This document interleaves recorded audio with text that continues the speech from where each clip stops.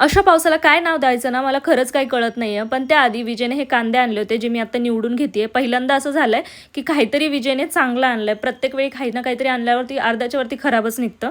त्यानंतर एवढा मुसळधार पाऊस चालू झाला जे बघून मला खूप राग आला.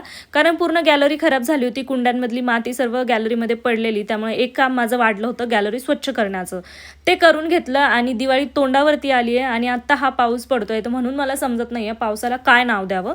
कारण हिवाळ्यामध्ये कुठे पाऊस पडतो का राव. त्यानंतर मी इकडे बडीशेप भाजायला घेतली कारण विजयला खायचा होता मुखवास. मग काय ऑर्डर भेटली म्हटल्यावर पूर्ण करायलाच लागेल.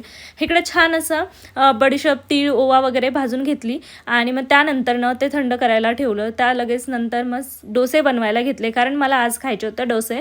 सकाळी जर मी डोसे बनवले तर मग मी सांबार बनवत असते. पण रात्री मी डोसे बनवल्यावरती सांबार बनवत नसते. फक्त चटणी आणि डोसे हे दोनच मी गोष्टी बनवते ज्या की इझी जातात बनवायला.